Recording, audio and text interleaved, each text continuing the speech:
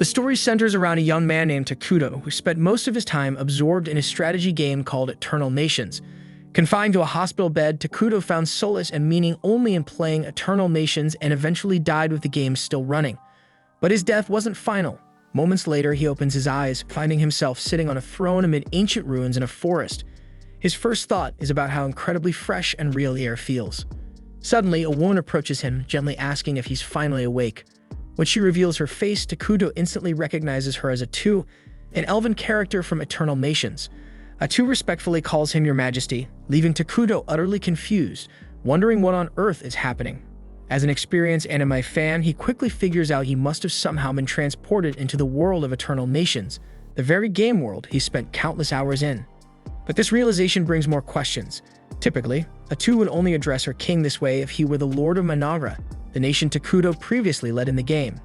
Atu speaks again, this time calling him Takuto-sama, and explains further. She mentions Takuto is the first ever player to conquer nightmare difficulty using Manara, widely known as the toughest civilization in the game.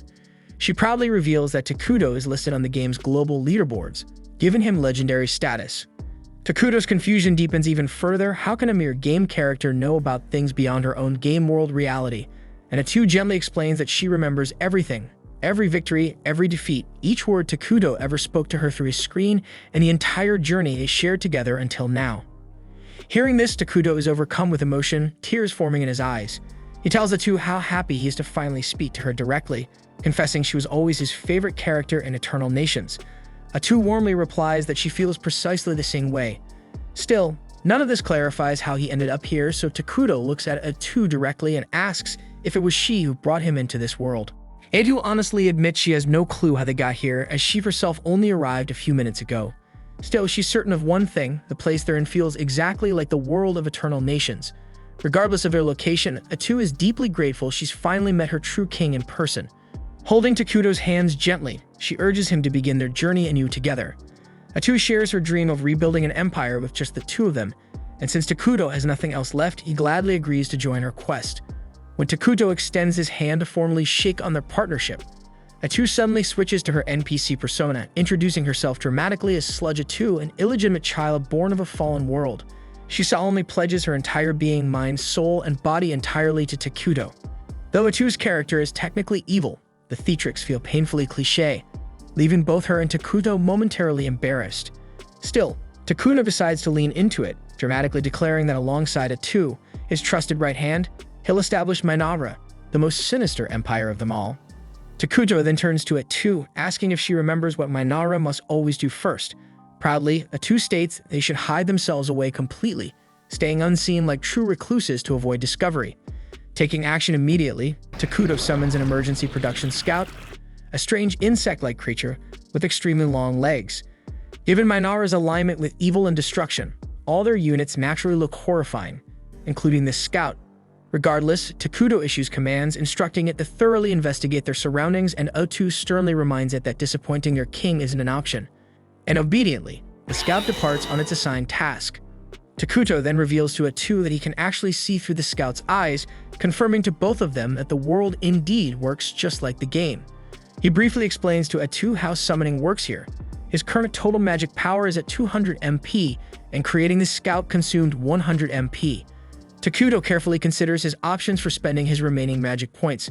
Building a base would cost only 20 MP, but he also wonders if he should prioritize defense by summoning a warrior.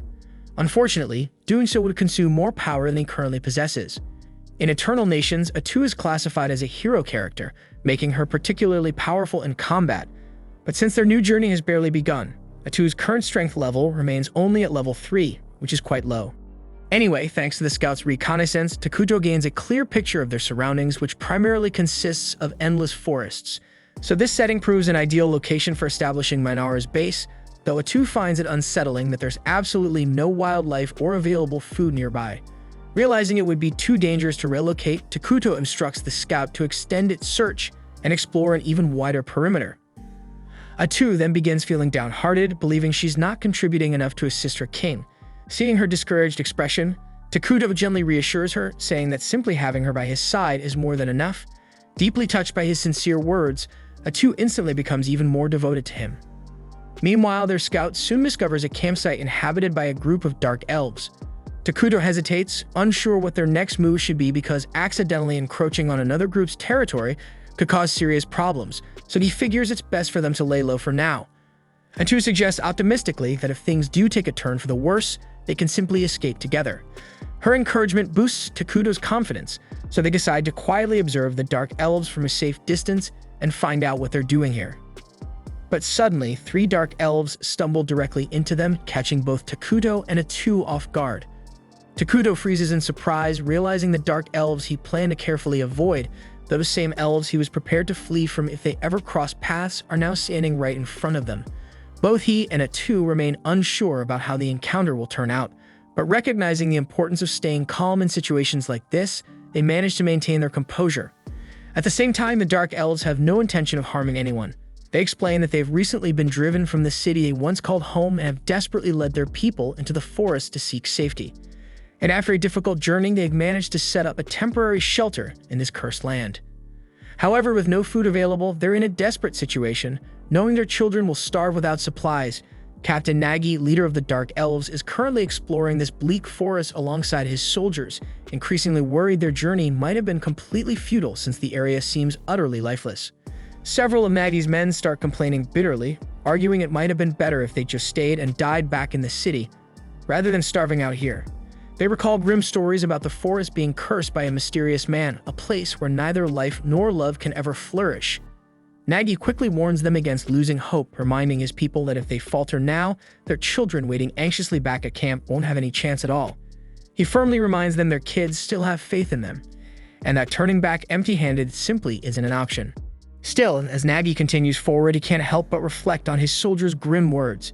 Deep down, he knows they're not wrong. The chances of survival here seem impossibly slim. But as their leader, he can't afford to show fear or give up because his people depend on him to guide them safely through this crisis. Walking deeper into the woods, Nagi suddenly senses the presence of Takuto and Two. A wave of dread rushes through him, afraid that these unknown entities might attack without mercy and wipe out his entire team. Whatever choice he makes next could determine the fate of his people, so Nagi steels himself, deciding to approach diplomatically. When Nagi finally reaches them, he's taken aback by Takuto's shadowy, spirit-like appearance, though the two seems relatively normal. Without hesitation, Nagi immediately drops to his knees, prompting his followers to do the same. Then, with a voice full of humility, he apologizes for entering their territory uninvited.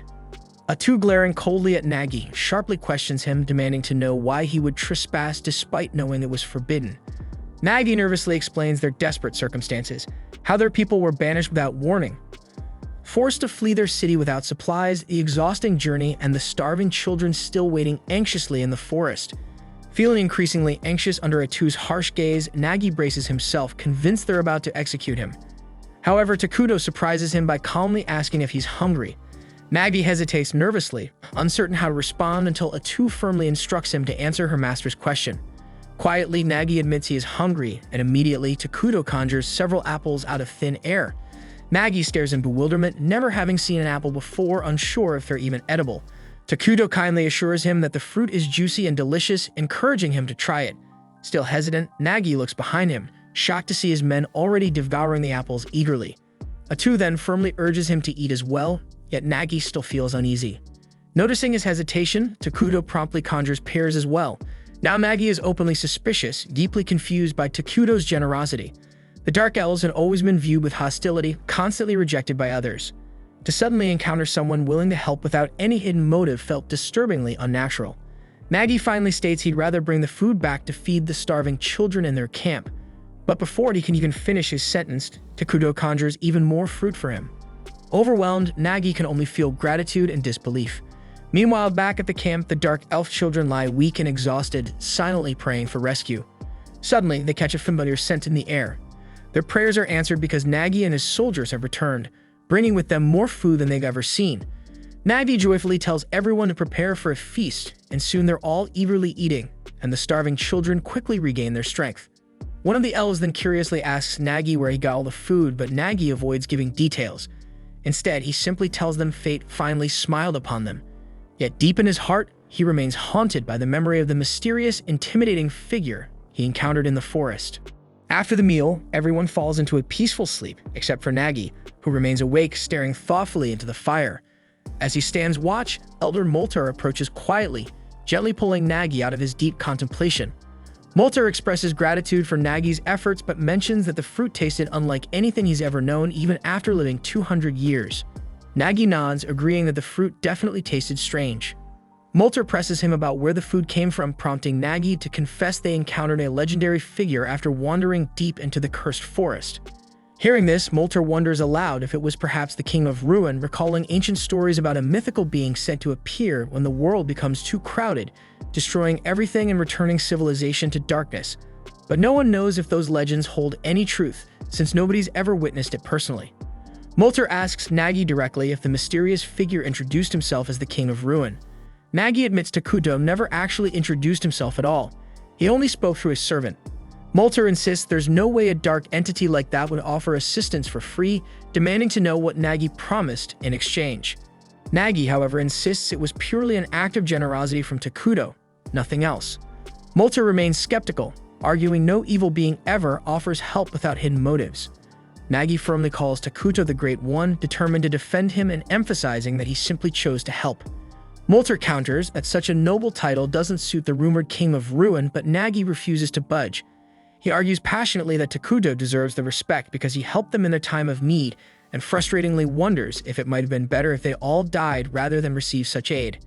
Hearing this, Moltar reluctantly concedes Nagi's point, agreeing to handle negotiations personally when the time comes to repay their mysterious benefactor. Nagi gazes over at his sleeping people, silently questioning when they might finally rest without fear. At the same time, Atu is thoroughly upset with Takuto for wasting valuable mana by feeding total strangers.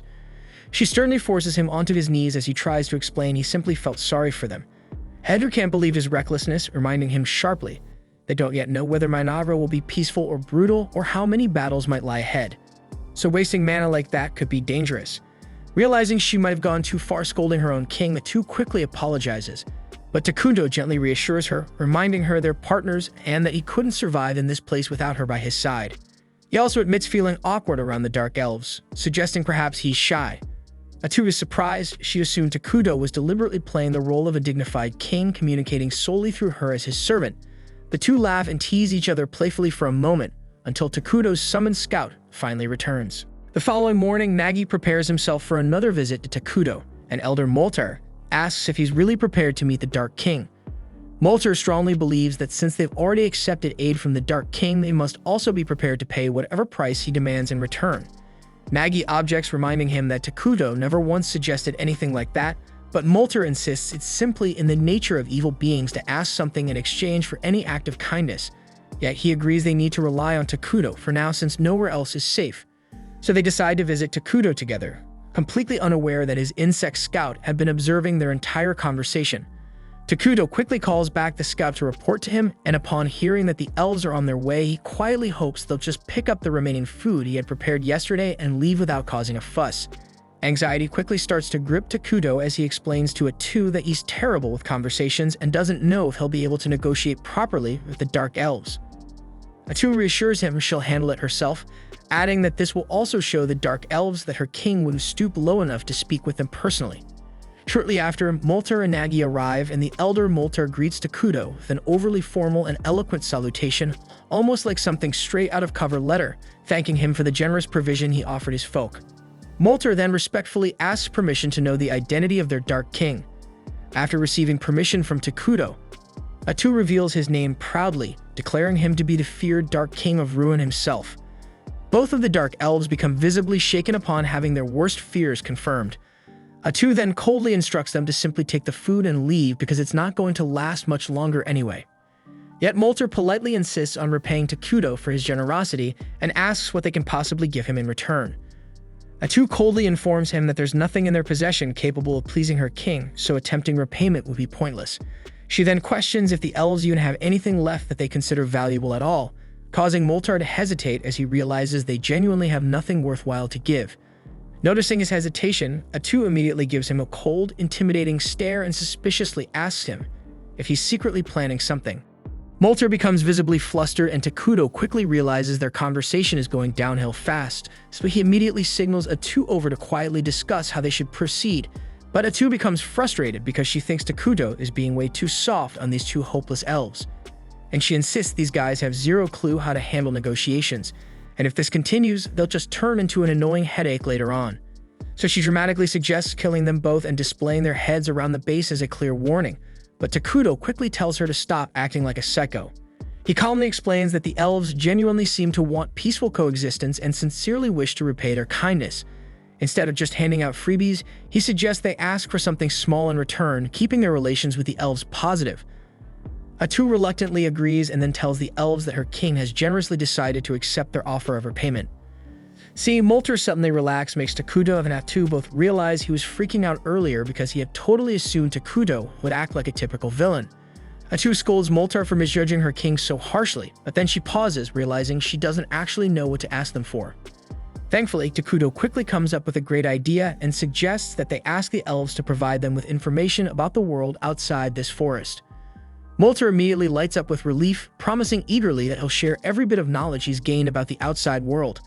Atu nods but adds sternly that once Molter has provided the information, he and his tribe must leave the forest immediately. This shocks Nagi and Molter deeply, and they quickly plead to be allowed to continue living there under Takuto's protection, but Atu snaps at them to quit pushing their luck if they value their lives.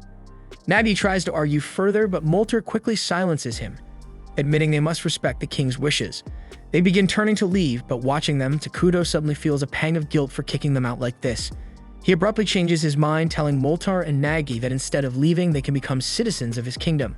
Both elves freeze up completely, stunned by this unexpected kindness, though no one is more shocked than Atu, who can't believe what she's hearing. She immediately questions Takuto's logic, asking what the hell he's thinking. He calmly reminds her about the refugee system from the game, allowing different races to peacefully join their nation. And since dark elves are neutral aligned, he points out they'll easily blend in with their kingdom's evil attribute, making coexistence entirely possible. Atu still isn't totally convinced because evil-aligned species usually end up causing drama among themselves. But Takuto gently refreshes her memory that their main citizens, named homunculi, literally look like humans who got shredded and put back together by a 5-year-old, and there's no way they're going to be hanging out with those creepy things all day. The horrifying image of the homunculi immediately pops into Atu's mind, instantly changing her mind. She quickly agrees and turns to Molter and Nagi, declaring that Takuto plans to build a full-fledged kingdom soon and is generously offering them citizenship if they're willing to swear loyalty. Molter hesitates, asking what exactly it means to become their citizens, and Atu bluntly answers that they basically become evil-aligned beings. Still, she assures them with a sly smile that being evil isn't nearly as bad as it sounds. It's actually a lot more fun. Not long after, Takuto and Atu visit the Dark Elves' settlement, where everyone anxiously awaits their arrival. They're so terrified that some of the weaker elves pass out at just the sight of Takuto. Calmly, Takuto takes his place on the throne with Atu at his side, who announces clearly to everyone gathered that from now on, they officially belong to their new kingdom, Managra. She then asks Takuto if he's certain, and with a confident he says yeah, and then confirms that on his screen. And just like that, the Dark Elves are officially citizens of Managra. Atu congratulates them, emphasizing that from now onward their safety and survival are personally guaranteed by their new king. Nagi wonders out loud if that's really it, because he doesn't actually feel any different despite supposedly becoming an evil being. Almost immediately, he regrets speaking too soon when a wave of overwhelming hatred suddenly floods through him and the rest of the elves. Painful memories of being persecuted and attacked surge in their minds, filling them with an intense desire for revenge. Seeing everyone suddenly suffering, Takuto softly asks if they're alright, and hearing his genuine concern, Nagi becomes emotional and deeply moved by the realization that someone finally cares about them. With tears streaming down their faces, the Dark Elves start passionately cheering for Takuto, leaving him a little overwhelmed but deeply touched by their enthusiasm. After a few days, Molter presents a map of the continent to Takuto, who immediately collapses in disbelief. Atu asks what's troubling him, and he simply gestures towards the map, saying their starting location couldn't be any freaking worse. They're stuck on a continent shared by two damn gigantic, powerful civilizations. On one side is the Holy Kingdom of Qualia, a massive human nation worshipping Arlos, a creator and known for being annoyingly righteous and strictly good-aligned. On the opposite side lies Elna, the Elemental Alliance, a nation of elves devoted to nature. They're equally on the side of good, making Atu realize they're literally sandwiched between two huge civilizations that would wipe them out in an instant if discovered. Panicking, Atu falls beside Takuto in despair. But Takuto quickly regains composure, reminding her that as long as they keep a low profile, they can quietly grow stronger. He recalls that their main race, the homunculi, were dumb as rocks in the game and terrible at research. Luckily, now that they've got dark elves on their side, things should go much smoother. Soon after, the dark elves arrive for a meeting, this time bringing along Emil, Nagi's assistant.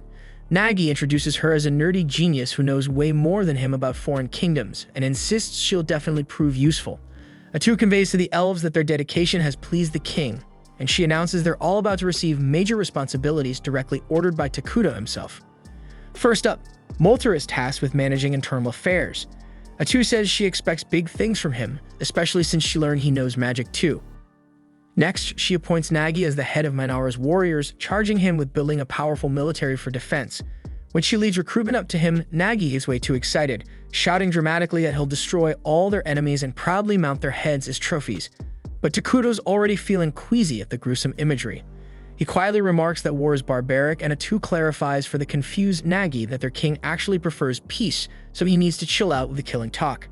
This just confuses Nagi even more, who wonders what kind of dark king of ruin is into peace. Molter, seeing Nagi's confusion, sarcastically teases him and confidently states that unlike Nagi, who clearly has more muscles than brains, he himself will prove far more useful to Takuto. Nagi immediately takes it as a challenge, boasting loudly to Takuto that he's young and full of energy, ready to tirelessly serve the king without rest. Atu completely misunderstands their little competition as genuine dedication, staking them for workaholics instead of two idiots desperate for Big Eel Daddy's approval. She turns to Takuto, asking if they should send them on a resource-collecting mission, but Takuto suggests a better idea, beautifying the land and building proper homes. Atu immediately relays this to Moltar, instructing him to gather timber for building, but to make sure he doesn't ruin the beauty of the forest. Molter eagerly agrees, boasting that dark elves were originally forest dwellers anyway, so he'll handle it perfectly. Takuto then adds that they should reforest the areas they clear, causing confusion among the elves who've never even heard the term before. Realizing this world might be more primitive than expected, Takuto cautiously asks if they're familiar with military magic or the 6 major elements. Molter replies that he's only heard of 4 major elements, while Emil admits she's never even seen military magic being used by any kingdom. Takuto and Atu exchange looks, realizing they've hit a jackpot. This world is even less advanced than they thought, giving them a huge advantage to leap ahead quickly once they implement advanced magical technology. Atu patiently explains that reforesting means rapidly regrowing new trees to replace ones they've cut down using magic. The elves mention they do regrow trees naturally, but admit they never considered using magic to speed things up. Atu describes how reforesting employs the 6 major elements to rapidly grow new trees, then promptly credits this discovery to Takuto, even though it's a total lie. She starts glazing Takuto shamelessly, bragging about how he even created those special fruits the elves ate earlier, especially mentioning that grapes are her personal favorite. Emil excitedly confirms Atu's words, then says that she also planted some grape seeds and they've actually started sprouting. Takuto himself is stunned by this revelation, not expecting earth-based fruits to grow so easily here. Suddenly inspired, he quickly tests his theory by magically creating a coin from earth. When it works, he's thrilled to realize he could potentially introduce advanced technologies like gunpowder, drastically accelerating the growth and superiority of his civilization compared to others. At the same time, over in the Holy Kingdom of Qualia, things were also beginning to heat up. St. Solina marched ahead of a squad of knights through snow-blanketed foothills, determined to wipe out some vicious creatures menacing the surrounding villages. The moment a pack of goblins rushed into view, Solina calmly raised her staff, incinerating them instantly with her sacred fire. The holy blaze dissipated into the sky after obliterating the monsters, and gentle sunlight poured down onto the charred earth, prompting flowers to bloom in their place. Turning to its astonished knights, their captain proudly announced that Solina's divine power purged monsters of evil alignment, leaving behind blossoming flower fields, and it was her ability alone that had allowed them to maintain such strong diplomatic ties with the elves. Following the brief skirmish, Solina confronted the cardinal, urging him to send paladins southward, warning that she'd recently sensed an ominous disturbance within the cursed forest. But the cardinal flatly refused, claiming the cursed forest sat at the far edge of the continent and deploying paladins that would require special authorization from those above him.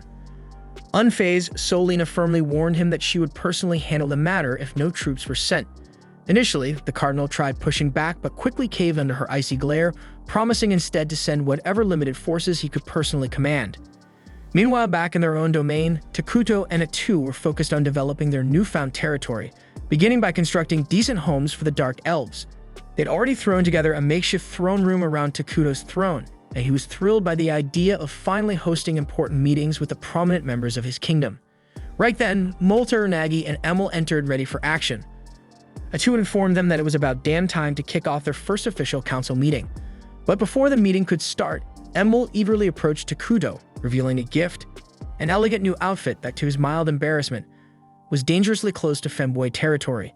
Still, Takuto gratefully accepted the new clothes, admitting his old garments were getting embarrassingly filthy, and thanked the elves sincerely. Oddly enough, the elves couldn't see any visible change in his appearance, but they decided to trust Atu's enthusiastic praise about how perfectly the outfit suited their beloved leader. With the clothing crisis resolved, Atu briskly began the council meeting, only to realize Takuto was still hopelessly lost and admiring himself. Slightly annoyed but unsurprised, she chose to carry on the meeting herself, casually suggesting she consult Takuto whenever his actual input was needed, and Takuto happily agreed to her suggestion, fully content to keep silently fawning over his own fabulousness. As the meeting begins, Molter immediately asks Atu about the type of buildings they ought to prioritize. So Atu confidently suggests they start with food production facilities and promptly reveals a disturbingly grotesque plan, announcing that it will serve as their primary food source for now. The elves visibly cringed, barely able to hide their disgust, before hesitantly asking Atu what the hell that horrific thing was supposed to be. With unsettling enthusiasm, she informed them it was called the flesh plant, a unique delicacy of their civilization. According to Atu, it produced meat that tasted disturbingly similar to human flesh, and was incredibly nutritious. Horrified by this revelation, the elves quickly clarified they weren't exactly into eating people. Atu assured them the flesh plant was just a temporary solution for their food shortage, and soon enough they'd have far less disturbing options available. After that unsettling announcement, she explained they'd also need storage units and administrative buildings near the farms, till Emil promptly volunteered to oversee those structures. Next, Atu shifted gears to the next crucial topic on the agenda: research. She emphasized that obtaining cutting-edge tech was absolutely critical for a fledgling nation like theirs. Molter, intrigued, asked her specifically what sort of technology they should focus on, and Atu excitedly revealed their target would be magical tech. Takuto practically lit up with excitement upon hearing that, and Molter eagerly declared that as a skilled mage, he put in his best effort to impress their king. He followed up, asking precisely what kind of magical tech they should aim for, and Atu enthusiastically revealed they'd dive straight into military magic research.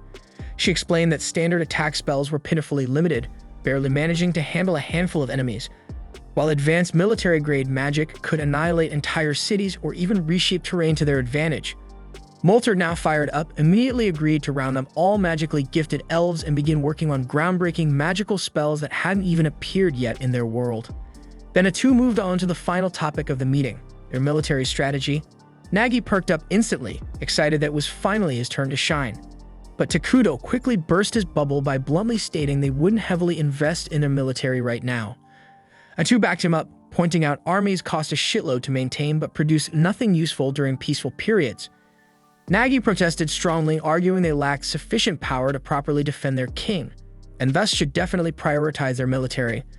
Molter also joined in, reminding them that both he and Nagi had massive bounties placed on their heads as Dark Elf leaders, meaning their kingdom might soon become a juicy target for enemies. Understanding their concerns, Takuto quickly came up with a smarter alternative, creating a hero to defend the kingdom. Atu immediately agreed, admitting heroes were expensive upfront but required zero upkeep, making them the perfect choice given their current situation. The elves stared blankly, clearly having zero clue what the hell a hero was even supposed to be. Atu quickly clarified that heroes were ridiculously powerful beings who served directly under the king. She explained that each hero had certain conditions that needed to be met before summoning them, but she confidently reassured them they'd be able to summon their first hero fairly soon. Takuto, pumped as ever, was already hyped up at the idea. He remembered that nearly everything in this world required mana, and a kingdom could only gather that mana directly from its own people. The happier the citizens were, the more mana they produce, and Takuto made a silent vow right there. He'd turn this kingdom into the happiest damn place on the entire planet. At the same time, far away in the holy kingdom of Qualia, a junior paladin named Lornias had just gotten the dubious honor of being selected for an investigation team heading straight into the notorious Cursed Forest. Accompanying him was a veteran paladin named Wordle, whose favorite pastime was clearly making Lornias' life a living hell with his constant teasing. Wordle immediately started bitching about the tiny size of their investigation unit, consisting of only 2 paladins and a handful of mercenaries. He grumbled loudly about how the church should seriously start taking Saint Solina's prophecies more seriously. Lornias cautiously agreed, though he was painfully aware nobody could predict what the higher-ups had planned.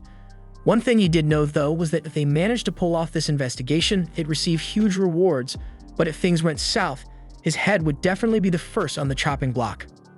Back in Minalra, Takuto strolled through the developing kingdom, inspecting the early stages of his civilization with a deep sense of nostalgia. It was a scene he witnessed thousands of times before, but always through a screen, never in person. This time, he was right in the thick of things. Enmol eagerly gave him a detailed tour, proudly explaining that dark elves excelled at constructing treehouses, although right now the housing project was crawling along since the elves had prioritized cultivating the flesh trees. Fortunately, the grotesque flesh trees seemed to be thriving nicely, and they'd already managed to build storage and administrative facilities. Enmol also mentioned that they discovered a freshwater spring close by and were now trying to find ways to draw water from it. Meanwhile, Molter and a bunch of other mages had been grinding hard on their magic research in a recently completed lab. Hearing all this progress made Takuto feel genuinely relieved, but he was particularly delighted to hear that the elves were proactively handling things like seeking out water sources on their own. Seeing the elves, who had looked utterly drained when they first arrived, now smiling happily was a huge relief. When Takuto shared his joy with Enmol, she suddenly burst into tears of happiness, completely startling him. Takuto panicked momentarily at the unexpected meltdown, but thankfully Enmol quickly regained her composure and continued the tour as if nothing had happened. Next, Enmol guided Takuto and Atu toward the flesh tree farm. With noticeable excitement, she explained that thanks to the tools Takuto had generously provided, they'd soon be able to enjoy their very first harvest. After that, Enmol guided them toward the freshwater spring the elves had discovered earlier, but immediately noticed the vibe was totally different this time around. Instead of clear, sparkling water, it had turned murky and dark, leaving Enmol visibly crushed, assuming it had become unusable. Before Atu could even explain why that wasn't the case, Molter and Nagi also arrived to check out the water.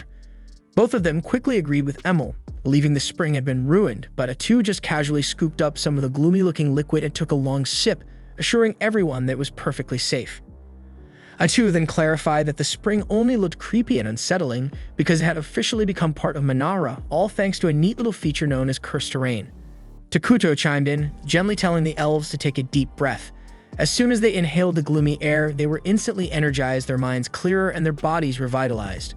Atu happily explained that cursed terrain grants bonuses to any creatures aligned with evil, while severely messing up anyone with neutral or good alignment. Since the Dark Elves were now officially part of Minalra and therefore had evil alignment, the water posed no threat whatsoever. Nagi cautiously took a sip himself, confirming her words. Atu added that soon enough the entire forest would transform into this sinister-looking cursed terrain. Regardless, Takuto immediately started worrying aloud, pointing out that cursed terrain stuck out like a sore thumb. Molter nodded gravely, agreeing that once the entire forest turned this ominous shade of creepy, they'd become easy targets for their enemies. Naturally, Nagi jumped at the chance to once again insist they desperately needed an army, but both Takuto and Atu reassured him again that their solution was to summon a hero. Molter, still clueless about what exactly a hero was, pressed for more explanation. Atu decided that a hands-on demonstration would be far more effective than another lecture. Without warning, Atu released a bunch of pitch-black tentacles from her back, effortlessly slicing through the nearby trees like they were toothpicks, before revealing smugly that she herself was a hero. She casually mentioned that she only had about 1% of her full power available, yet she could still obliterate entire armies on her own. Takuto eagerly hyped heroes up even more to the stunned elves, bragging that heroes were truly badass, continuously growing stronger with no effort at all. Realizing he'd gotten a bit carried away, he quickly shifted the conversation and scolded Atu lightly, telling her that showing off didn't require chopping down innocent trees and insisting she clean up the mess afterward. The elves, however, were beyond impressed. They immediately declared Takuto an amazing ruler for having subordinates powerful enough to cause such casual devastation. Fired up, they decided that they absolutely had to construct a magnificent palace worthy of such a king. Takuto awkwardly protested that he didn't really need anything grand right now, but the elves refused to budge, insisting there was no way in hell they'd let their esteemed king live in ordinary homes like theirs. Atu sided with the elves, pointing out that constructing a palace would boost everyone's morale. Unable to argue with that logic, Takuto relented, admitting that while his real dream was a badass flying fortress someday, he'd settle for a regular palace for now. Meanwhile, the investigation squad led by Lornias and Wardell has finally started heading south towards the cursed forests. Wardell still isn't happy about how small their party is, and Lornias reminds him this is literally the best the Empire could do, considering most of their forces are busy dealing with chaos up north. Apparently, a horde of evil-aligned creatures recently popped out of nowhere in the northern territories, raiding and torching entire towns, so naturally all available manpower got shipped off to handle that nightmare. Hearing this, the mercenaries start chatting amongst themselves, muttering how rough it's going to be for the poor bastards sent north. They all feel relieved they dodged that assignment even if the pay was sweet, because word is, there's a terrifying witch mixed up in that mess, and they'd rather steer clear of anything involving a witch. Lornia's curious about this witch rumor, later corners one of the mercenaries, a guy named Bargo, to ask about it. Bargo admits the rumor is that a single witch is behind all the northern chaos, but Lornias dismisses the idea outright, saying no single person could possibly control that many monsters. Bargo quickly agrees, figuring it must actually be some sort of cult activity, but then Wardell chimes in, telling Bargo to shut his mouth before he accidentally curses them all. Lornias then snaps at Wardell, noticing that the guy's been drinking on the job again. He starts lecturing him about how, as paladins serving their god, they're not even allowed to touch alcohol. But Wardell dismisses his scolding casually, even challenging him to a theological debate before abruptly losing interest when a waitress brings him another round of drinks, which prompts him to flirt shamelessly instead. Wargo then turns back to Lornias, seriously asking why the Empire sent 2 paladins this far south. He starts worrying again about the possibility of another witch being involved, openly admitting that if that's the case, he and his men might pack up and bounce before things go south. Lornias honestly replies he doesn't know the details either, but just then Wardell butts back in, casually mentioning he's already gathered some intel from his new waitress friend. Apparently, a bunch of dark elves recently fled into the cursed forests, and the higher-ups likely just want someone to keep an eye on them. Hearing this, Barvo instantly relaxes, saying they'd better deal with the dark elves quickly. After all, those bastards are notorious for their nasty curses and stealthy assassinations. Lornias completely agrees, saying that ignoring the dark elves now will only lead to bigger trouble down the line. But Wardell immediately tells him to calm down and take it easy, reminding him this mission is strictly recon. If things even hint at getting messy, they're packing up and running the hell out. But Lornia is always a stickler about vanquishing evil wherever it shows up, stubbornly insists that as paladins, retreating from danger isn't an option. Wardell scolds Lornias, telling him to stop chasing glory and only fight when it's absolutely necessary instead of jumping into danger every chance he gets. He reminds Lornias that he's got family waiting at home, and so does everyone else on this mission, so they need to think twice before risking their lives. Meanwhile, back in Minagra, the first harvest from the flesh trees is finally ready, standing atop a massive altar at the center of town. Takuto stands in front of the fruit pile as all the dark elves watch him intently, eager to see what's about to go down. Suddenly, Takuto channels his mana directly into the fruits, and right before everyone's eyes, they transform into a giant bug monster. The elves are utterly blown away, amazed that Takuto just created life from a bunch of weird fruits. Atu immediately starts hyping him up, boasting that this miracle isn't even 1% of Takuto's true power. She tells the elves that with their ongoing devotion, Takuto will become even stronger and pull off even crazier feats, and they erupt in cheers for their king. Later on, Takuto returns to his throne, relieved that he successfully managed to produce a bug monster in exchange for food. Though it was a standard feature in the original game, he still doesn't fully grasp how exactly this mechanic works out in the real world. However, Atu tells him they shouldn't sweat the details since they've now established a reliable method to produce more creatures to serve the kingdom. She excitedly adds that it's about time they moved on to the next phase of their plan, and Takuto agrees, mentioning he'll summon a hero as soon as they've stockpiled enough mana. Excited, Atu asks who he plans to summon, and Takuto casually replies that he's thinking about calling Isla, Queen of the Bugs. Atu nods, saying that's definitely a solid choice, while Takuto enthusiastically starts explaining Isla's perks. She can buff all insect-type monsters, allowing them to dominate on the front lines, and she can also produce larvae to handle mundane tasks, providing essential support to the kingdom on multiple fronts. Atu appreciates that he clearly put serious thought into this choice, and Takuto sheepishly admits that Isla was honestly the only safe option available, since the other potential heroes are completely unhinged. Atu wholeheartedly agrees, joking that the other heroes would require years of intensive therapy. Takuto chuckles in response, acknowledging he hopes to summon them eventually, but definitely not anytime soon. Meanwhile, Lornias and the group finally arrive at the Dark Continent, quickly running into their first major threat, and it's a towering hill giant. Lornias immediately tries to command the mercenaries into a defensive formation, but Wardell cuts him off, telling them all to chill because he'll handle this big guy himself. He bluntly adds that they don't have time to waste, and it'll be faster if everyone just stays out of his way. The rest of the group watches in awe as Wordle calmly walks toward the hill giant with his sword drawn, completely unfazed by its monstrous size. Wordle channels holy energy into his blade while the giant, oddly polite, waits patiently until he's done. When the giant finally swings his massive club, Wordle casually blocks the blow and slices right through it like it's made of cardboard. Not missing a beat, he launches himself at the stunned monster, delivering a whirlwind of rapid slashes before the giant even has a chance to process what's happening. With the giant crashing down lifelessly, Wordle casually strolls back to his teammates like he just finished a casual morning workout. Lornias is absolutely hyped, immediately praising Wordle and confidently declaring that their mission is practically in the bag now that they've got him. But Wordle's serious expression quickly sobers everyone up, making Lornias uneasy with his skepticism. Meanwhile, back in Minara, Takuto is happily munching down on a burger when it too gently nags him to eat something healthier. Takuto playfully protests, reminding her that he spent way too long in the hospital surviving on boring, flavorless health food. So now he's determined to explore all the tasty junk food life has to offer. He then gets a little worried when he realizes Atu herself has been surviving exclusively on salads for days, but she reassures him that this diet suits her just fine. They chat for a while about how quickly construction has progressed lately, when Takuto suddenly remembers something important. He asks Atu to call Moltar and the others once they're finished eating, since the new scout bugs they recently created have completed mapping the nearby areas. He reveals that he's planning to deal with a human settlement they discovered nearby, asking Atu first to confirm if the town belongs to the Holy Kingdom of Qualia. She's fairly confident the settlement is independent and aligned neutrally, which is a huge relief for Takuto, since it means negotiation might actually be possible. Takuto optimistically hopes nothing disastrous occurs during their interaction, and Atu jokes that he's definitely jinxing them by even mentioning it. Takuto laughs confidently, assuring her nothing crazy like that could happen. But of course, at that very moment, he receives an urgent message from one of the bugs. An armed group is heading directly toward their forest. Takuto instantly grows serious, instructing Atu that they should try resolving things peacefully if possible, but if push comes to shove, it better be prepared to throw down.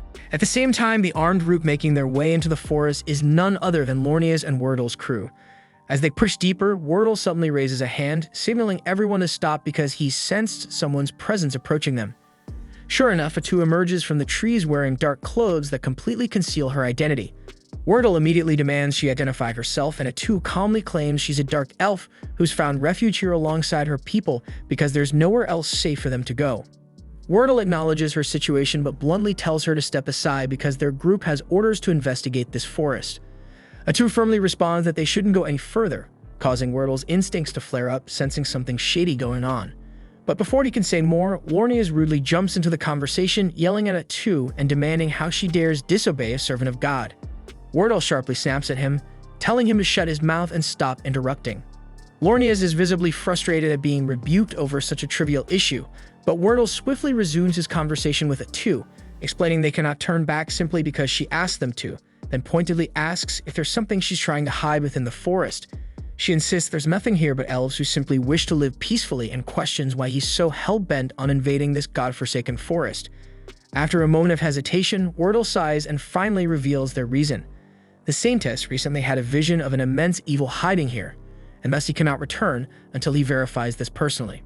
The mercenaries gasp in shock, having been kept in the dark about such a critical detail. Lornias immediately starts flipping out, demanding to know how Wordle could casually spill classified information like it's some local gossip. Wordle snaps back at him again, shouting that sometimes secrets must be shared openly. But Lornias, furious and flustered, angrily retorts that even a high-ranking paladin like Wordle doesn't have the authority to reveal divine prophecies without permission from their superiors. However, Wordle politely asks Atu if they can at least take a quick look inside the forest, but suddenly her attitude completely shifts as she bluntly tells them there's absolutely nothing inside that's worth their precious time. She firmly urges them to turn back immediately, but Lornias grows furious at the sheer audacity of a dark elf daring to defy a divine prophecy. He senses the air around Atu shifting ominously, confirming his suspicions that something deeply sinister lurks within the woods that they must investigate no matter what. However, Wordle appears open to negotiation. Trying to de-escalate the tension, he calmly asks Atu to swear on her own god that no threat to the Holy Kingdom of Qualia is hiding in the forest. Atu readily takes the oath, even swearing by her deity, and it's actually they who fear Qualia far more than Qualia could ever fear them. Satisfied by this, Wordle announces they're retreating, much to Lornias' complete disbelief. Lornias immediately protests, insisting it's blatantly obvious that the woman is hiding something crucial. But Wordle just snaps at him, calling Lornias a faithless coward and telling him to stop projecting his own paranoia onto others. He declares that they found absolutely nothing of concern, officially ending their investigation. With that, Wordle begins walking away confidently, but Lornias has finally reached his boiling point. Refusing to let Wordle make another reckless decision, he sternly informs Wordle that he's officially revoking his authority as a High Paladin for casually spilling a divine prophecy to an enemy and abandoning his sacred duties. He swiftly orders the mercenaries to follow him deeper into the forest to uncover the evil hidden within. Bargo quickly agrees, mostly because Lornias is the guy signing their paychecks, and there's no arguing with money. Atu desperately pleads with them one final time to stop, but Lornias coldly ignores her and commands his men to capture her immediately, even as Wordle shouts at him not to escalate the situation further. Atu lets out a weary sigh, sadly acknowledging that peaceful negotiations have collapsed into utter failure. Seconds later, the mercenaries suddenly find themselves skewered on Atu's spikes, transformed into human kebabs before they can even blink. Lornias himself was knocked out, and when he woke, he never even comprehended what hit him. And the only one who did see everything and is still alive is Wordle, and he shouts at Lornias that they're dealing with an actual freaking witch. Atu then calmly sheds her disguise, remarking regretfully how unfortunate it was that peaceful talks had to end so violently. Turns out more of those bastards are still alive, and Wordle immediately yells for someone to report this freaking mess to the kingdom. But Bargo shuts that down real quick because every last messenger they had already got their asses impaled by Atu. And the surviving mercenaries aren't even close to fast enough to make the trip in time, especially not with Atu currently in full-on impaling asses mode. With zero options left, Wordle tells everyone to grab their damn weapons because now they've got no choice but to fight. He commands the mercenaries to unload everything they've got, so they fire a volley of arrows, but Atu effortlessly deflects them all like she's brushing lint off her coat. Wordle curses his luck, knowing full well that the absolute last person he wanted to go up against was Atu, and funny enough, she's just as annoying to be dealing with him.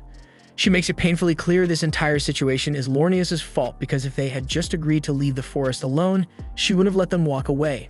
But no, Lornias had to get all noble and damn self-righteous, and now she's got no choice but to kill him.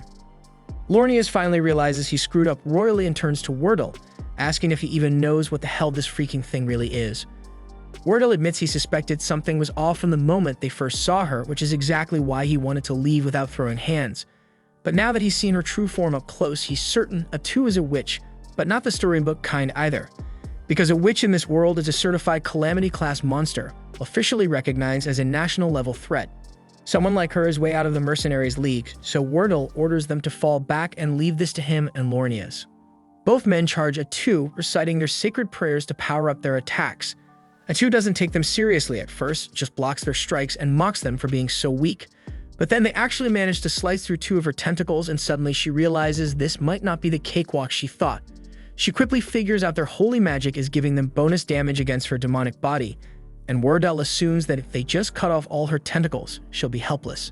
Not wanting that to happen, Atu grabs two of the nearby mercenaries and takes them hostage, using their bodies as meat shields to stall their assault. But Wordle coldly tells Lornias that if they don't stop Atu now, she could eventually turn her wrath toward Quolia, and for the sake of the entire nation, sacrifices have to be made. Lornias hates the idea, but he grits his teeth and agrees. With zero hesitation, both men charge forward again, slicing through the hostages and Atu's final two tentacles in one clean, ruthless strike. Atu's honestly surprised they had the balls to slice through their own allies like that. And for a brief moment, it even looks like she might actually be in trouble. But no, because this whole thing has just been a damn joke to her. 1 second later, a fresh wave of tentacles erupts from the ground like weeds on steroids, and Wordle is instantly skewered multiple times like a pincushion. With blood pouring from his wounds, Wordle uses his final breath to shout for Lornias to get the hell out of here. But that makes Atu annoyed, so she silences him for good with a tentacle straight through the skull. Lornias is frozen in disbelief, absolutely rattled, because he was certain that chopped off all of Atu's tentacles, which they did, but Atu never once said she couldn't grow more. In fact, she's been able to summon an unlimited number this entire time, but she just didn't feel like it. She's been toying with them like a bored cat swatting at bugs. After witnessing Wordle get brutally annihilated, the remaining mercenaries completely lose their will to fight. And judging by the freaking look on Atu's face, she has zero intention of sparing any of them. Seeing no other choice, Lornias yells for everyone to scatter and run in different directions, hoping at least one of them can escape and warn the kingdom about what really went down here. So the mercenaries immediately drop their weapons and bolt like their asses are on fire. Atu surprisingly doesn't bother chasing them. She just watches them go, sighing in annoyance, wishing they'd done that in the first place because it would have saved her a ton of effort. Lornias, however, stays behind, determined to keep her occupied. He then charges her with everything he's got, holy sword gleaming. But to his utter horror, Atu blocks the strike flawlessly, using the exact same holy sword technique. He stumbles back, unable to comprehend how a monstrous creature like her could possibly have access to a sacred technique meant only for the pure. Normally, that would have been impossible, but Atu coolly explains that when she killed Wordle, she absorbed all of his experience and sword skills. Every ounce of training, every technique, now hers. With a grin, she begins attacking Lornias using Wordle's own moves, mocking him as she does. She even praises Wordle, saying he was truly worthy of being called elite, but sadly he died because Lornias couldn't keep his damn mouth shut. Then she leans in, taunting him, asking if he ever thought about making it home to his wife and daughter. That's when the blood drains from Lornias' face because he never said a word about his family. That's when it hits him. She can just take Wordle's skills, she took his damn memories too, and if Atu can do that, then every kill just makes her even more terrifying. She then casually asks Lornias if he's curious about Wordle's final thoughts before she finished him off. Turns out, unlike a selfish bastard like Lornias, Wordle was genuinely concerned for the lives of his men right up until his last breath. Lornias desperately tries defending himself, saying the other mercenaries have already fled to report back to the kingdom, claiming their mission wasn't a complete disaster. But Atu just chuckles coldly, calmly telling him all those mercenaries are already dead. She admits she wasn't in the mood to chase them herself, but that didn't mean she'd just let them run off. Besides, she never said she was alone. She already ordered her dark elves to hunt down every single merc who tried to escape, and now they're nothing but corpses in the dirt. Lornias is hit by a wave of despair, realizing he's the last one standing. Driven by panic, he takes one final pathetic swing at Atu's head, and she savors every bit of his agony. Within seconds, she's effortlessly subdued him. But instead of ending him right away, Atu cruelly twists the knife, vividly describing how things could have turned out if he'd just listened to Wordle. They would have all safely returned home, and Lornias would have seen his wife and daughter again, spending the rest of his life happily oblivious to any horrors lurking in the forest. But no, Lornias had to play hero. So now she's going to kill him, and then she's got to hunt down his family too, just because she can. Atu reveals she can easily pluck the image of his wife and daughter right from his memories, names, faces, address, everything, and she's absolutely petty enough to follow through. Hell, she might even slaughter every single person living in the villages Lornias passed on his way here. And while each of them is dying the most painful death imaginable, she'll make damn sure they know it was Paladin and Lornias who brought hell down on them. Lornias screams, desperately begging her not to do it, but Atu's already bored of his whining, finally putting an end to him just to shut him up. Right after Lornias hits the ground, Nagi comes up to inform Atu that all the escaping mercenaries have been dealt with, so there won't be any survivors to spread word of today's events. Atu calmly thanks Nagi for his efficiency and instructs him to handle disposing of the corpses too. But before Atu can leave, Nagi hesitantly asks if she's serious about her plan to slaughter Lornias' family and anyone he's ever crossed paths with. Atu just laughs, saying she was just talking smack to scare the hell out of Lornias before finishing him off. She clarifies that mass genocide is way too exhausting, and besides, she's a self-proclaimed peace lover. So starting pointless fights is just too exhausting for her tastes, and she's not about that life unless someone forces her hand. With that out of the way, she cuts the chat short because she urgently needs to talk to Kudo. Moments later, Atu approaches Takuto and shares something odd she noticed before the fight. Wordle called her a witch despite her clearly being classified as a hero. He also rambled something about a witch causing trouble up north. Takuto is confused because there was never any witch class in the game they came from, prompting Atu to suggest that this world must differ significantly from the one they're familiar with. Takuto nods thoughtfully, having already suspected that. While many of the game's mechanics remain intact, they're better off assuming the underlying rules have fundamentally changed. Luckily, the differences aren't entirely negative because Atu's ability to absorb skills from those she kills has gotten a massive upgrade. Now she also inherits fragments of their memories which allow them to gather valuable intel from Quelia's scouting team. And according to those memories, Quelia is currently distracted by the northern disturbance, meaning Minara won't be on their radar anytime soon. Still, the complete annihilation of their scouting party is bound to raise some red flags, prompting Quelia to eventually investigate. Takuto's fully aware of that risk, but since Quelia knows nothing concrete about Minara yet, he's confident they won't jump straight into a fight unless their leaders have the IQ on potato. At the moment, he's far more concerned about this northern disturbance and the mysterious witch behind it.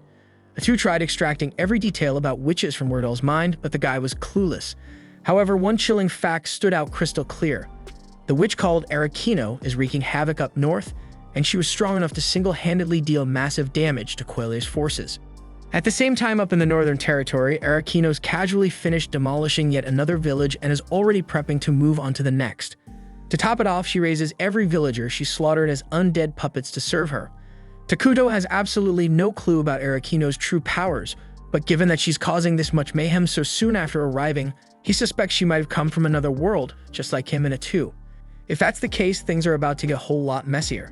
Atu, unsure of their next move, asks Takuto what they should do. Judging by the sheer carnage Arakino's caused, she's clearly evil-aligned, which theoretically means they might vibe with her. Atu wonders if maybe they should reach out and see if they can form some kind of alliance, but Takuto immediately shoots that idea down because they have zero intel on what Arakino's personality is like. Atu is frustrated that things had to spiral out of control right when Mainara was finally hitting its stride. Takuto reassures her that Arakino is still far away in the north, meaning she's not their immediate headache. Still, these threats have shown that Mainara desperately needs stronger defenses, so Takuto decides he's got to summon another hero and fast. Initially, he had planned to choose Isla, but considering recent developments, he'll probably have to go for a more combat-oriented option. Plus, his original strategy of staying hidden might need rethinking, especially with unpredictable threats like Arakino popping up, so they'll meet a alleged alliance soon. And Qualia is obviously out of the question after Atu brutally wiped out their paladins, but the nation to the east looks promising. They're neutral, haven't interacted with Mainara yet, and seem like potential ally material. So once the palace construction wraps up, Takuto plans on heading over there himself to size them up and see if teaming up is viable. At the same time over in that very same eastern city, they're getting slammed by a barbarian attack. Fortunately, their badass staff wielder annihilates the attackers effortlessly with a massive lightning strike. Citizens start cheering and praising her for protecting them, but she quickly reminds everyone it's way too early to celebrate because there's clearly a lot more trouble on the horizon. Back in Mainara, Atu and Takuto finish up their discussion, and as she's about to head out, she pauses, awkwardly apologizing for getting a bit carried away with the paladin earlier.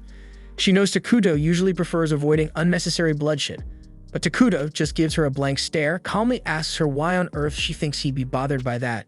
That's when it hits her. Takuto might seem gentle, but at the end of the day, he's literally the physical embodiment of evil, so there's not much violence in this world that's gonna bother him. Not long after, work on Takuto's castle wraps up, and it feels like the first real push in his realm's rise. His heart jumps since a vast residence has been his quiet wish for years, and Atu promises with a grin that one day it will grow tall enough to stab the sky. Anyway, all that talk about halls and courtyards makes her notice something awkward. He may be the monarch, yet he has not a single personal aide, and although he never really considered it, a ruler without attendants looks strange, so Atu asks what kind of servant he would prefer so she can recruit one for him. Takuto answers with a shy smile that anyone is fine as long as they are easy to speak with, since he is terrible at conversation. He has barely exchanged more than a few words with the Dark Elves since arriving, which Atu says is mostly because he comes off to them like a dense cloud of gloomy energy. Even so, she tells him to relax because she already has a perfect plan in mind. Her enthusiasm makes his stomach knot, yet he swallows the worry and decides to let it play out to see what she does. Atu promptly calls Nagi, Molter, and Emil, then orders them to assemble every little girl in the village because the king desires them. Takuto and Molter both freeze at the wording, and Molter, trying to be fair, asks why she issued such a command. Atu's reasoning is that younger girls would be gentler partners while Takuto practices small talk, but instead of saying it plainly, she blurts that Takuto likes little girls. That goes too far, so Takuto cuts her off before she adds anything worse and tells her to explain herself properly without making him sound like a lolicon. Once the full explanation is out, Molter and the others exhale in relief since the king only wants an approachable attendant. He requested younger candidates because the kingdom is short on manpower, and he refuses to pull skilled adults from vital work just to serve him. Children who are not doing heavy labor yet seem like the least disruptive option, which is why he asked for them. Impressed by how considerate he is, Molter's group agrees to bring suitable children to meet him, and Takuto actually feels hopeful about finally having people he can talk with each day. There is one detail he forgot to account for, and it hits the instant the kids arrive. To ordinary villagers, he still looks like a disaster in human shape, his aura heavy enough to spook anyone, so the moment the children see him, they burst into tears. Takuto feels crushed after the fiasco with the children, and seeing his expression, Atu turns to Moltar and asks if there are any little ones who wouldn't burst into tears at the sight of their king. Given how things stand, Moltar cannot name a single safe choice. Nagi then asks whether Takuto has met the twins yet, but Molter admits that he kept them away because he doubted they would be suitable attendants. Their history is rough and he feared they might accidentally offend the king, but options are running thin, so Atu tells him to call them in regardless. A short while later, the twins step into the hall and introduce themselves as Karia and Maria. Karia bows with careful respect, voice steady, while Maria talks to Takuto in a breezy, familiar tone like she is chatting with an old friend. Atu reads the weariness in their eyes and the wariness in their posture, then gently asks Karia about the sores on her skin. Karia says they came from an illness, and Molter explains that she suffered through a plague some time ago. The sickness has passed, but the marks it left behind did not fade. Atu asks what scored Maria, and Karia answers that her sister endured something cruel and has never been the same since. Atu asks what she means, so Maria answers without hesitation that she ate her mother. The words hit like a slap, far worse than Atu expected, so she turns to Molter for an explanation. He says he is not proud of what happened, but in that moment it was the only path left, and the Dark Elf tribe still honors the sacrifice that Karia and Maria's mother made for them. Hearing that, Takuto remembers the long exile across brutal ground after the elves were driven out. In marches like that, hunger becomes a tyrant, and sometimes survival demands impossible choices, and the thought leaves his chest so tight. Being forced to eat her own mother cracked Maria's view of the world. The small grace is that she shows no fear of Takuto at all. Though Atu is uncertain, she would make a stable attendant. But while Atu weighs the idea, Maria pads over to the throne. Standing close, she peers up and says he looks white to her. Takuto blinks at that, surprised since almost everyone else describes him like walking darkness. But Maria sees something different. With a smile, he asks if she would be willing to serve as his attendant and look after him, and Maria nods and says she will try her best. So Takuto formally appoints her as his servant, and also as a candidate for leadership within the Great Minara. Atu is astonished because that is the longest back and forth Takuto has ever managed with anyone besides her. But despite Maria seeming willing, Karia has barely spoken, so Takuto gently asks for her thoughts on the offer. Karia says that as Maria's younger sister, she is duty-bound to stay at her side, and if Maria wishes to serve as Takuto's attendant, then Karia will stand with her and do the same. The answer makes Takuto visibly happy, and he tells them that starting today, they are responsible for looking after him, while Nagi and Molter trade uneasy looks at the choice. When the others file out, Molter approaches the throne and says there is something he must share about the twins. Since the day their mother died, they have not been able to feel even the smallest emotion, as if their hearts shut tight to survive. Keeping them as attendants will bring its own set of problems, yet Molter asks that Takuto meet those challenges with patience and tolerance until the girls slowly open up again. The next morning, Maria and Karia begin their official service, and the anicaps start right away. Maria walks in with a glass of water, catches her own toes, and splashes the whole thing on Takuto. Karia quickly offers a cloth, apologizing for her sister's slip, because this is not the only time something like this shit has happened. But Takuto calmly says it is fine and that he is not angry. Moments later, Atu enters, disappointed to see that Maria has botched another simple task, but Takuto asks her to go easy on them. Atu hates how often they fumble, yet if the king refuses to punish them, there is nothing she can do. She then reminds Takuto that he has a meeting on the schedule, and since they are his attendants, Maria and Karia are required to be present too, so they need to keep their manners tight. The council gathers soon after, and Emerald delivers the first report. She oversees construction, and with the palace finished, they now have a surplus of workers available. There is also a large stock of materials still in storage, so they are in a strong position to launch another project right away. Takuto and Atu back Emel's recommendation and authorize construction of a clinic at once, since they urgently need a place that safeguards the health and safety of Minara's citizens. Emel answers that she will mobilize crews immediately, and with building matters set for the moment, Atu asks to hear from whoever oversees resource collection. It turns out Emel also carries that portfolio, which means they will likely need to expand staff soon. She reports that gathering food and raw materials is proceeding smoothly, and thanks to Takuto's assistance, they have been securing daily necessities the nation cannot produce on its own. However, that method burns through a great deal of Takuto's mana, so alternative supply routes must be found soon. Because leaning on emergency production this often is not perfect, but for now, it is a critical cost. Takuto answers without hesitation that they can keep leaning on him, then adds that they must prioritize buildings and research that raises mana output so the burden eases over time. Atu then thanks Emel for the grind and moves the agenda to magic research. Molter rises to deliver his report. He has successfully devised military magic. But at the moment, he alone can wield it, but with enough practice, he is confident his subordinates will learn to do the same. And they may even be able to cast stronger spells by tapping the palace's supply of ruined mana. But since Takuto has made it clear he does not intend to start wars, opportunities to use that power should be rare. But for now, Atu instructs Moltar to concentrate on the 6 major elements in the magic skill tree, because those branches will best support national development. Then Atu asks Nagi for the army update, and he reports that their forces currently field 5 scout bugs, and most of their time has gone into mapping the unknown reaches of the accursed land. The terrain outside the forest is largely open plains, which lets them probe that region with a lower chance of being seen. Even so, stealth remains a top priority for Minara right now, so the scouts are operating under strict limits on how far and how boldly they can range. Atu says it is fine since they already have a thorough survey of the forest in hand, then tells Maggie to put the scouts on routine sweeps along the woodland perimeter. He asks if she truly wants every bug shifted to patrol duty, and she can read the worry about their current fighting strength. She answers that she alone can swat any threat that shows up, and on top of that, she and Takuto have already settled on creating a new hero, and Takuto adds that they will go ahead and summon Ezla after all. Takuto then asks whether all the prerequisites have been gathered, so Moltar reports that timber and rations are stocked and ready, though the heavy mana cost is still an issue. After plenty of back and forth and a little compromise, the council wraps and Takuto feels quietly proud of how well everyone is carrying their load. He then heads toward the throne chamber, papers in hand, when Maria bumps into him and sends the meeting documents skittering across the floor. Carriabos apologizes for her sister and hurries to help gather the pages, only for the two of them to tub the same sheet and tear it clean in half. They glance up, bracing for a scolding, but Takuto simply tells them it is all right and takes his seat without raising his voice. Maria steps closer and asks him straight if he is a bad person. By alignment, he counts as evil, so she follows by asking why he has not killed them yet. They have been bungling constantly and pulling mistakes that would get servants executed, yet he keeps sparing them, and they cannot comprehend why. So Takuto asks what they think separates a good person from a bad one. Maria answers that a good person only does good deeds and a bad person only does bad, but he tells her that is only half true. A good person must keep choosing the right thing, so they do not lie, they do not steal, and they do not kill without cause.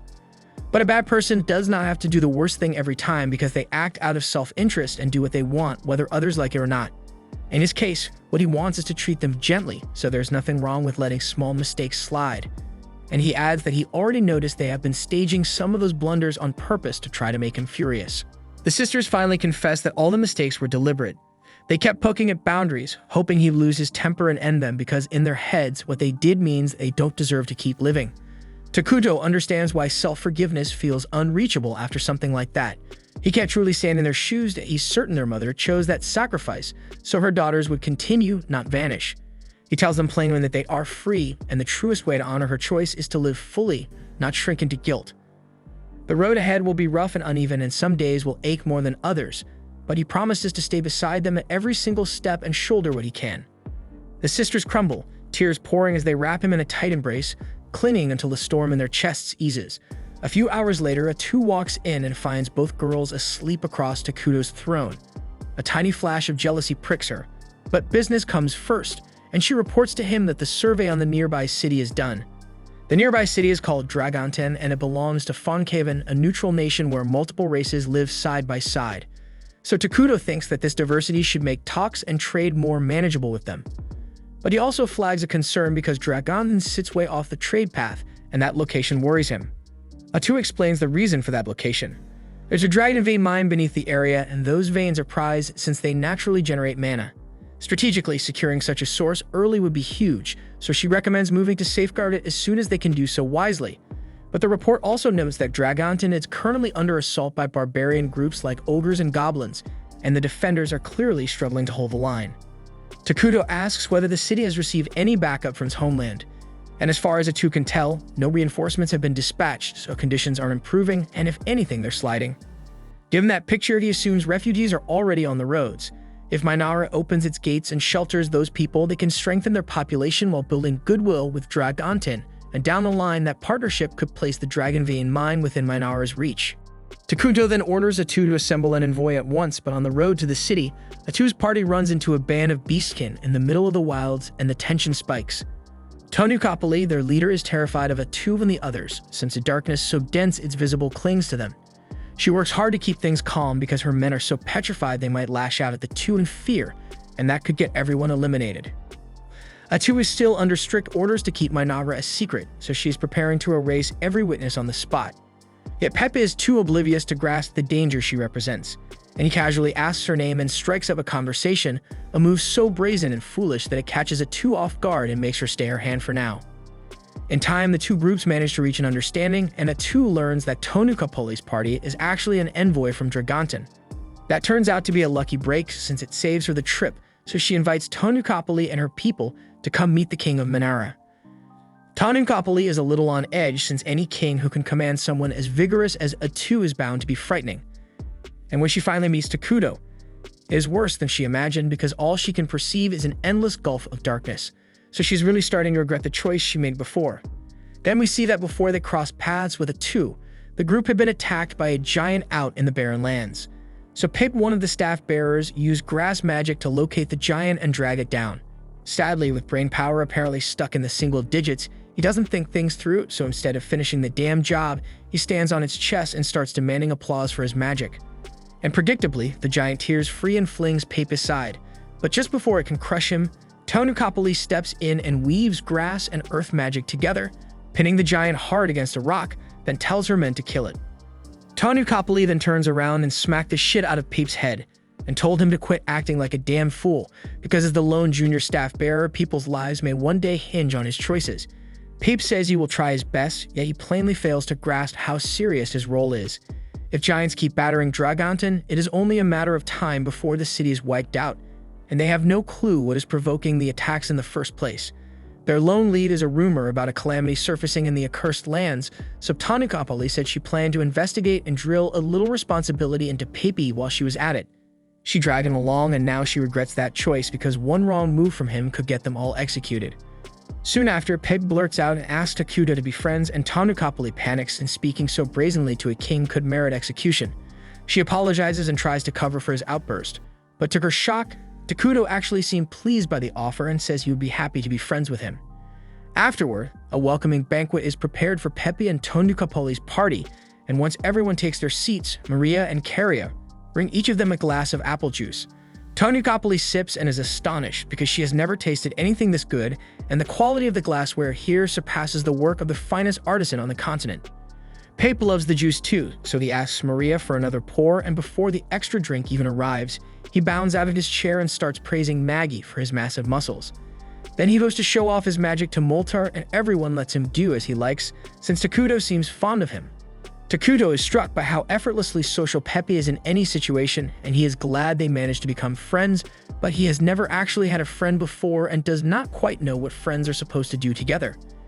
Then, while Tonukapoli scolds Pepe, Takuto caught his attention and asks whether he would like to play a game. The room falls silent for a moment because no one expected those words, and Takuto begins to feel awkward. Then Peep cheerfully agrees to play with him, so the two of them sit down together to play.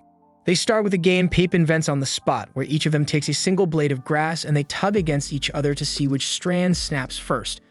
Tonukapoli fears Takuto might feel slighted by such a simple pastime, yet he's clearly having a great time.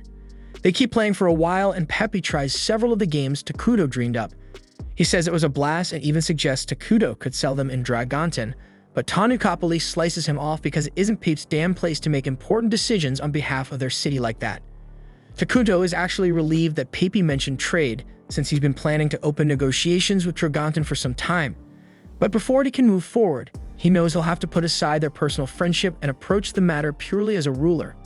After they finish eating, Atu calls Tonukapoli over and asks her straight out why she came to the accursed lands in the first place. The question clearly unsettles her, but she answers honestly. Her homeland has been under relentless assault from the barbarians. Atu is startled that the barbarians are striking Dragonton when they typically steer clear of big cities, and Tonukapoli says that is exactly why she came to uncover what could be driving their behavior.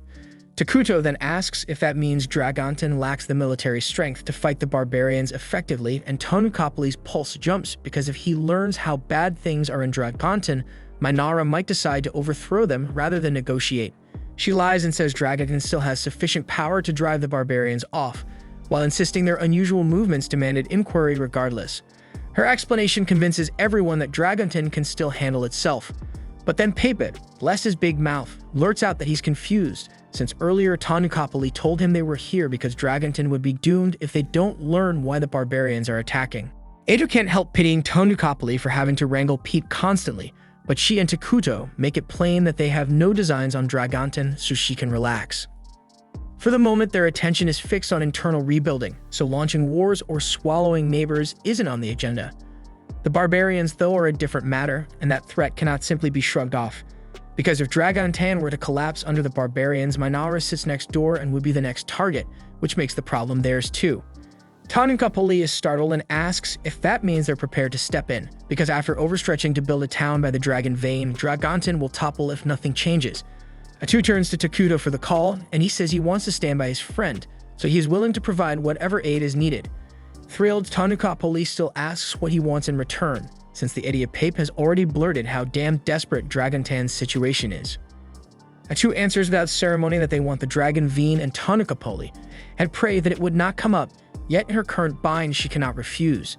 Atu adds that there is no need to fret since she and Takuto are fine with joint stewardship of the Dragon Vein with Dragonten. For now, their man-to-man is small, but they want the exclusive right to decide the Vein's elemental conversion. That revelation stuns Anicaps because Minara already has the method to convert raw mana into elemental power, a milestone that would have taken Dragonten 10 more years.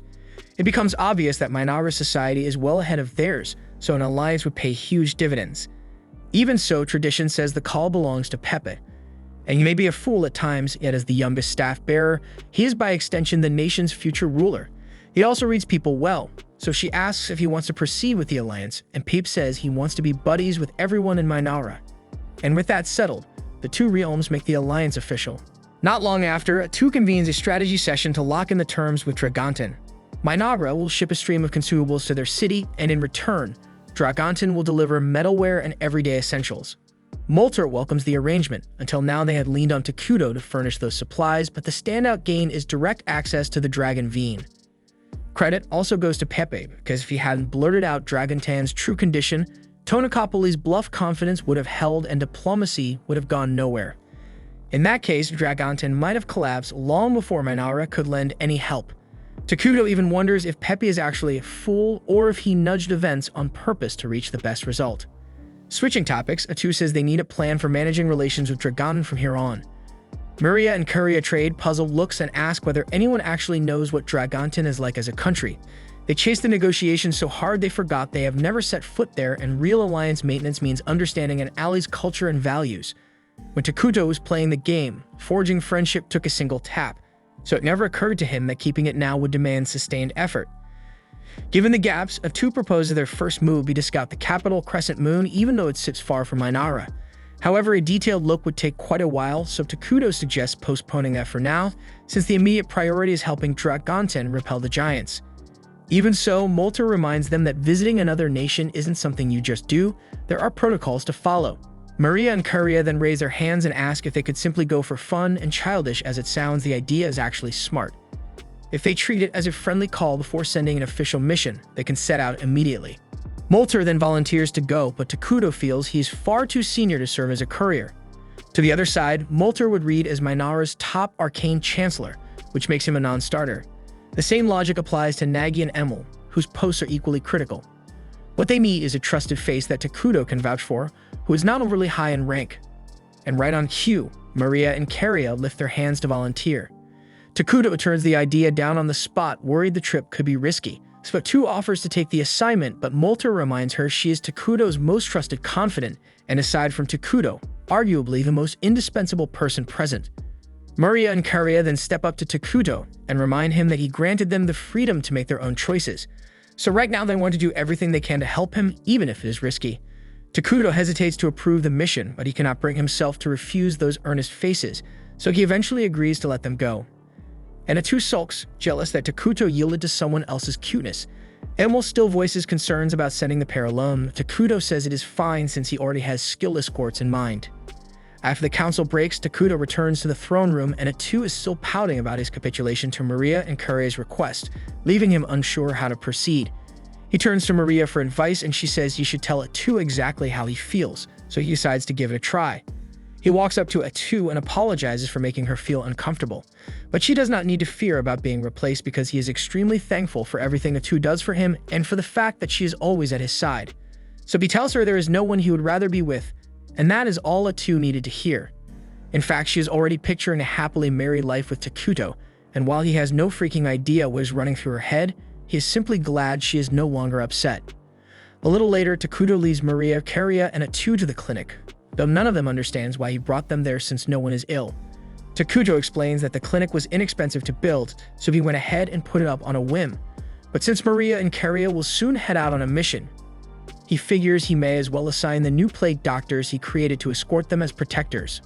Takuto then opens the door and presents the new doctors, explaining to Maria and Karia that these individuals weren't just skilled in treating wounds and curing ailments, they were also fully trained to fight and defend them during their journey. Atu stepped forward, formally assigning the medics to act as bodyguards during their expedition to Dragonten. Beyond protection, their mission also included observing the local customs and learning as much as they could about the region's way of life. The medics responded with eagerness, promising to integrate smoothly into human society and absorb as much knowledge as possible. Takuto, pleased by their energy, decided to reward their enthusiasm early. He announced their new names, Ichiro, Jiro, and Saburo. The three were thrilled to receive official titles and expressed their gratitude with excessive excitement, so much so that both Takuto and Atu began second-guessing whether they were the right picks for such an important job. Karia didn't seem too impressed either, but Maria is clearly enjoying the chaos and plays along with their over-the-top behavior. Elsewhere, deep within the city of Dragonten, the mayor, a high-strung elf named Antic, was reaching her breaking point after days buried under endless paperwork. She'd accepted the mayoral role hoping to escape the stiff politics of elven society and maybe find a decent guy to settle down with. Instead, she'd ended up with chronic back pain from sitting too long, a growing dependence on alcohol, and a crushing workload. And just to make things worse, she'd recently been informed that she was expected to collaborate with a mysterious group known as the Forces of Darkness, specifically some unknown nation called Minara. Right as she was mid-rent, a knock came from her office door, making her jump. In her frustration, she snapped and told her assistant to leave her alone. Realizing she overreacted, she quickly composes herself and asks what's going on, and her assistant reports that some individuals were waiting to speak with her. Antic asked if they had an appointment, and they didn't, so she scoffed and said her time was far too important to waste on unannounced visitors. But when the assistant mentioned that the guests were representatives from Minara, Antic immediately changed course. Understanding the weight of the visit, she sprang into action, prepared some tea, and headed off to meet Maria and Karia face-to-face. When Antic arrived at the designated meeting room, she presented herself as Dragonten's mayor and gave her guests a formal welcome. However, the three dark-cloaked figures standing silently behind Maria and Karia immediately unsettled her because she hadn't expected them. She couldn't help but question what Tonukapoli had been thinking when arranging a deal with people like this. Still, it was her duty to handle the situation, so she composed herself, took a seat, and thanked them for making the long journey. Maria and Karia then introduced themselves as official envoys of Minara, and Antic responded with polite compliments, acknowledging their manners. But beneath her composed expression, she was far more focused on the fact that they're dark elves, and that alone would have been enough to make her wary. She also found the trio standing behind them suspicious and silently guessed they were elite assassins. Still, she buried her doubts and continued the meeting with a friendly attitude. She apologized for not arranging a proper reception, explaining that their arrival was unexpected, but Maria and Karia assured her that it wasn't an issue. As Antic reflected, she remembered something Tonukapoli had mentioned before: two dark elf twins being personally trained by the king of Minara, marked as future leaders. Now that they were sitting directly across from her, she felt her nerves spike. One wrong move and she could be responsible for sabotaging Dragonten's diplomatic future. Trying to stay calm, she asked what brought the pair to her city. The question caught Karia off guard since their visit wasn't tied to any official mission, and she struggled to come up with a response. Before the silence grew awkward, Jiro stepped forward and explained that they had come at the invitation of staff bearer Pebe, who had invited them for a visit. He clarified that this was a cultural exchange, more like students on a study tour, and not a formal diplomatic trip. Antic felt a wave of relief. If this wasn't the beginning of any official negotiations, and the pressure was far lower. That made things much easier to handle, but even so, she knew she still had to be cautious not to offend them because one misstep could cause serious fallout. So she smiled and told Maria and Karia they were more than welcome to stay as long as they liked. In fact, she offered to personally show them around the city if they were interested. When the twins asked if that was really all right, Antic reassured them that she knew the city better than anyone and would make an excellent guide. Deep down, she hoped this would help strengthen Dragonten's ties with Minara, and truthfully, it also gave her a perfect excuse to escape her mountain of paperwork, and there was no way in hell she'd pass up a chance like that. The group then sets off into the city, with Antic enthusiastically taking the lead and spending the entire day giving Maria and Karia a full tour of Dragonten. The outing went smoothly, and the atmosphere between them was lively and pleasant. At the same time in Minara, Takuto was swamped with documents of his own, buried under endless administrative work. Even so, he made time to monitor the twins' progress, and seeing that Maria and Curio were enjoying their visit brought him some relief. That evening, after returning to their accommodations, Antic politely took her leave. Once alone, Maria and Curio began reviewing everything they had observed throughout the day. Curio asked for Maria's impressions of the city, and Maria noted that the general mood among the townspeople felt tense. The overall sentiment was one of fear, concerns about food shortages, rumors of an impending enemy assault, and a sense of abandonment. The medics were surprised by how much Maria had picked up, especially since they hadn't seen her interacting with anyone directly. But Maria had a natural ability to read the emotions and atmosphere of others, and her insights were rarely wrong. The trio was impressed, though confused when Jiro remembered something odd. He reached into a pouch and handed Maria a small bag. Inside was a leafy plant, which Maria identified as popple grass, a highly dangerous and addictive substance that most nations had outlawed completely. Jiro explained that he'd unknowingly purchased it from a shady vendor in a narrow back alley, but once he realized what it was, he scolded Maria, telling her to toss it out immediately because narcotics were off limits. However, the bigger concern wasn't that Maria had acquired it, it was how easily accessible the drug had been. Something like popple grass shouldn't have been anywhere near the public, let alone sold so openly. After discussing the situation, they all agreed. Someone within Dragonton had to be cultivating and distributing the illegal herb, and that posed a serious problem. Curio was especially troubled, considering how hard Antic was working to hold the city together, so the idea that this was happening right under her nose was disheartening. Saburo pointed out that the presence of drugs meant things could be even worse beneath the surface, and with such dangerous elements hiding in the city's shadows, they'd need to stay extra alert and focus on keeping Maria and Curio safe, because if something as serious as drug trafficking was happening unchecked, there was no telling what else could be lurking nearby. The following morning, the medics escorted Maria and Curio to visit the Dragon Veen, a place known for its stunning natural beauty. The two were taken aback by the sheer number of glowing crystals scattered across the area, each one sparkling with magical energy. Their awe was interrupted when a stranger approached them. Introducing himself as Vesta, he casually remarked how the terrain here was ideal for cultivating popple grass. Curio responded with courteous formality, greeting him and then firmly requesting he get to the point and explain why he had approached them. Vesta said he heard they were official envoys from Minara. With Dragonton and Minara expected to share control of the region in the future, he thought now would be the perfect time to strike up a business proposal. He offered them a chance to partner with him in growing and distributing popple grass. Curio chose to play along and asked what benefits Minara would gain from such an arrangement. Vesta explained that the drug brought in large profits on the black market, and a fair portion of that revenue would naturally go to Minara. He also hinted at providing other incentives that when pressed, he said those details were too sensitive to discuss in public. Instead, he handed Curio a marked map and suggested they meet in a more private location to talk specifics. After a moment's pause, Curio accepted the map. Vesta smirked and added that he always found it easier to deal with people on the evil alliance side of things, since they usually understood him better. He complained about the current mayor constantly enforcing ridiculous restrictions like banning narcotics or outlawing human trafficking. But once Minara's king took over, he was confident the leadership would be far more accepting of his business practices. Several days later, Maria and Curio paid one last visit to Antic before preparing to depart the city.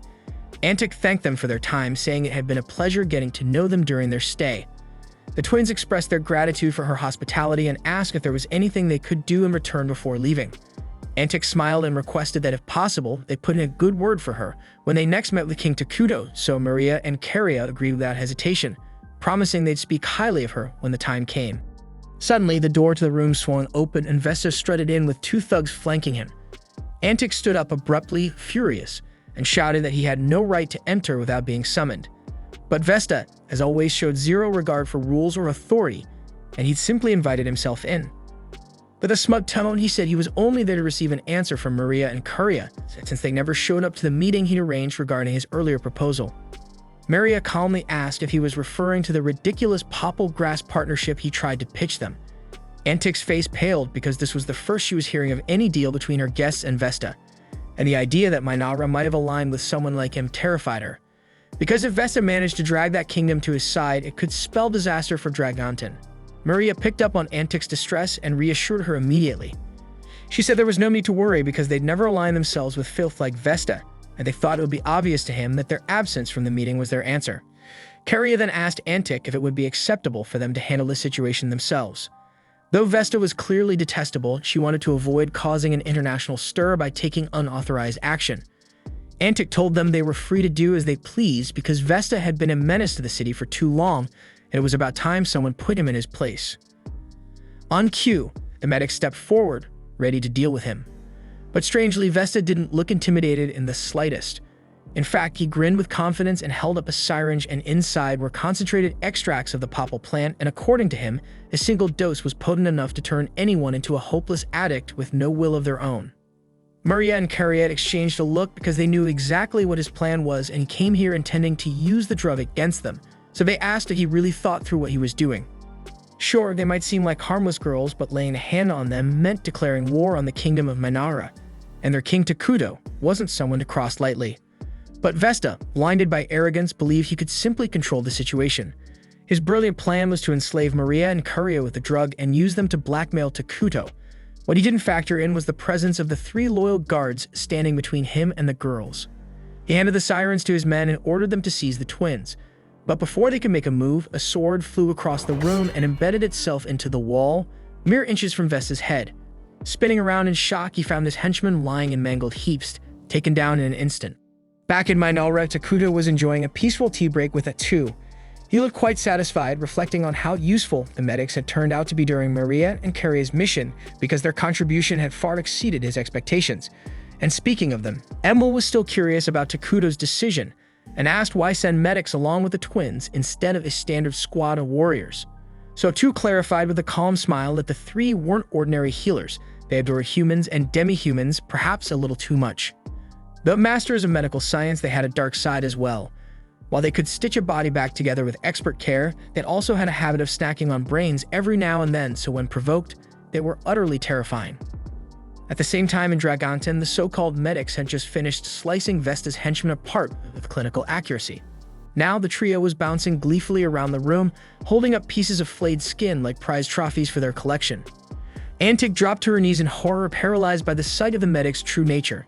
So Maria walked over to gently console her, trying to calm her nerves even as the medics danced with a freaking human skin. As for Vesta, no amount of pleading would save him now. Trembling, he begged for mercy.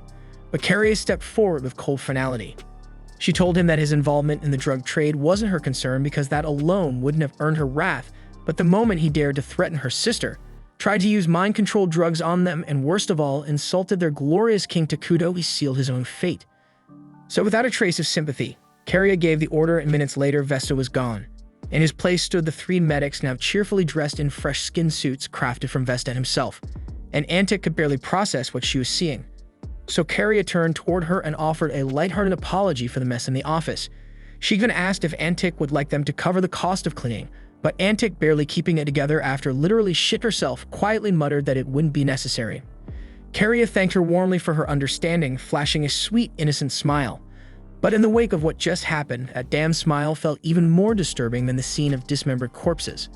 At that moment, Antic deeply regretted taking the position of mayor, but it was too late to turn back now because this was her reality, and she'd just have to survive it. Then, as soon as the group returns to Minograd, they're immediately summoned to a meeting, where Atu is ready to chew them out for everything that happened. But before she starts laying into the rest, she turns to Takuto and demands to know why he didn't step in, especially since he had been monitoring the whole freaking situation from the start. Takuto sheepishly admits that he didn't want the girls to feel like he was hovering over them, so he let them handle it on their own, but clearly that decision backfired.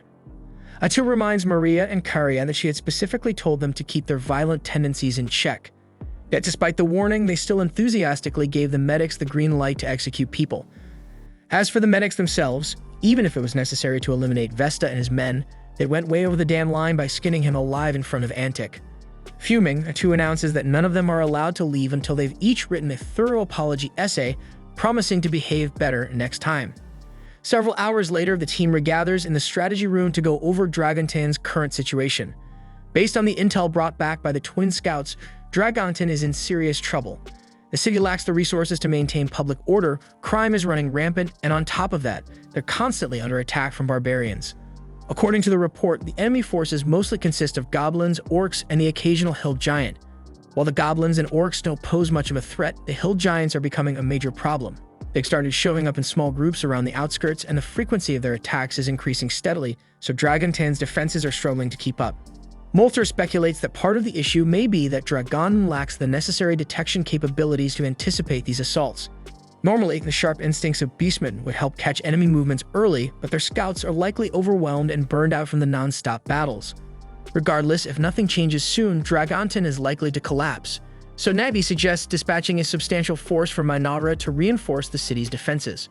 Emil agrees that Dragon needs help, but she's hesitant about splitting up Minara's manpower.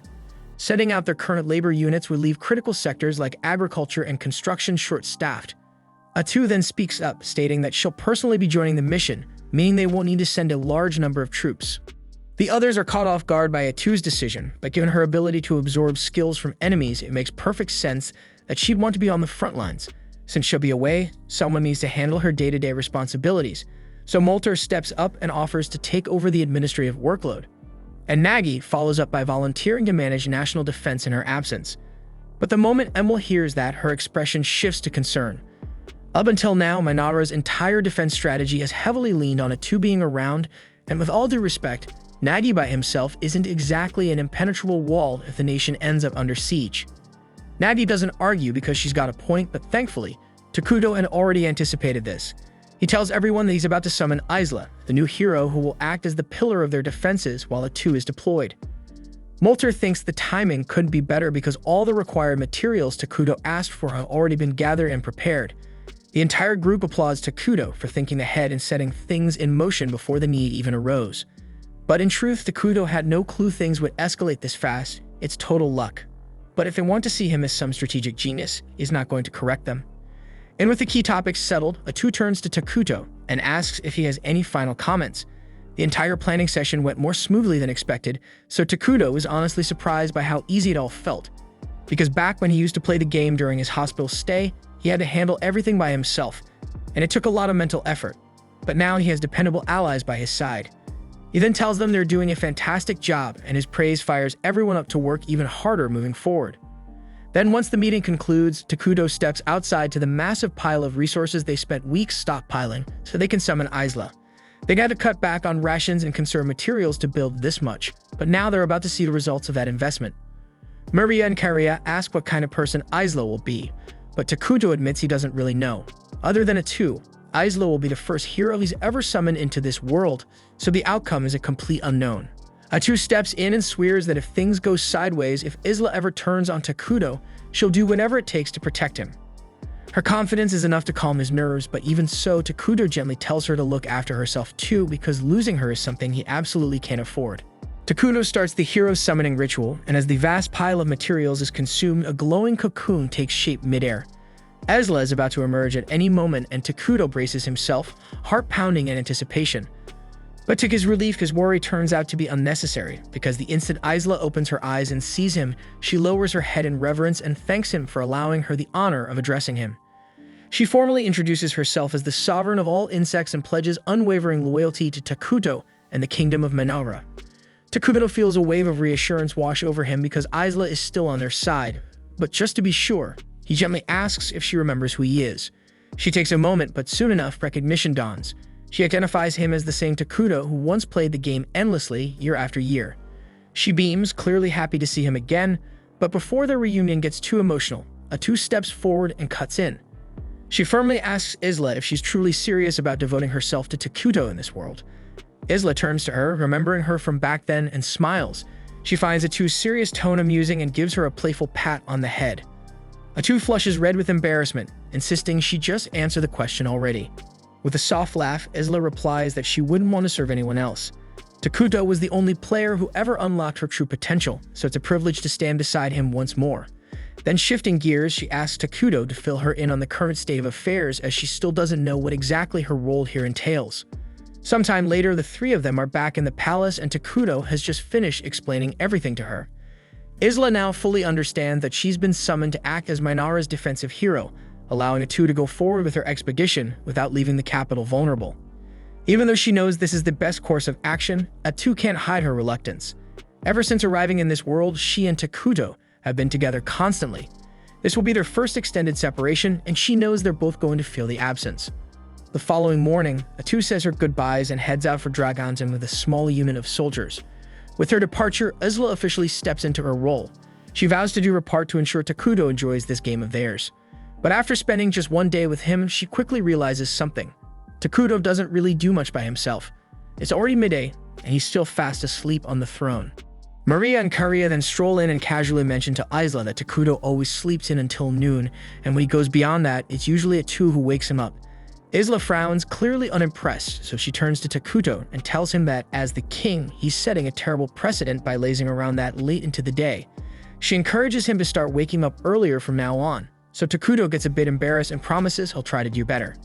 The twins are surprised by how effortlessly Isla got him to comply, especially since Atu typically lets him do whatever he wants without complaint.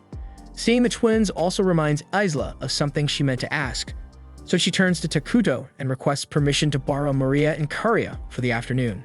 Takuto doesn't object, but he does ask why she needs them, so Isla explains that she'd like them to give her a proper tour of the kingdom, since she's still unfamiliar with its layout and wants to understand it better, especially to plan its defense more effectively. Takuto agrees because it's a good idea, so he approves the outing. And while they're on the subject of responsibilities, Isla informs him that his citizens will be arriving soon to request formal approvals from him, so he should be prepared to deal with them properly.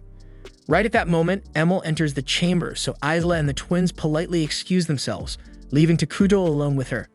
Emil then walks up and hands him a stack of documents, asking him to review the labor division reports for the week. Takuto takes the papers, but immediately feels his nerves spike because this is the first time he's speaking to Emil without Atu or the twins nearby, and he's not sure how to handle it. After a few moments of silence, Emil notices his hesitation and asks if there's an issue with her proposal. Takuto quickly shakes his head and tells her that the report looks solid, and he actually thinks her resource allocation is well balanced. However, he asks that starting next week, she scale back the amount of resource collection because now that Isla has been summoned, they don't need the surplus anymore. So Emil nods in understanding, thanks him for the input, and promises to make the adjustments right away.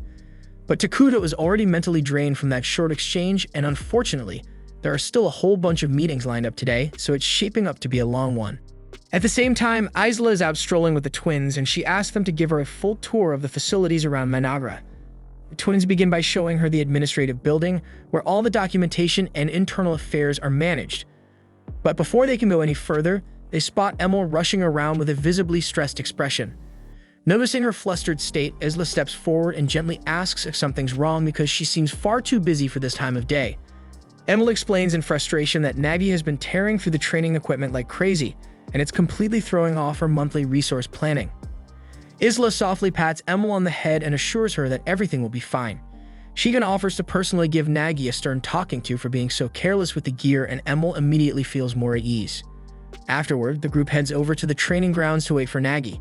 As soon as he shows up, he bolts across the field, zooms past the soldiers, and dramatically smashes their swords, supposedly to make a point about their poor form. And this was exactly the behavior Emil was venting about earlier, so Isla approaches him calmly and questions whether destroying their equipment was truly necessary just to make his message clear. Maggie quickly starts stumbling through an apology, saying he got a little too into it during the training session and didn't realize how excessive he was being. Isla places a reassuring hand on his head and says it's alright, so long as he understands the damage he caused. Still, she urges him to be more thoughtful moving forward.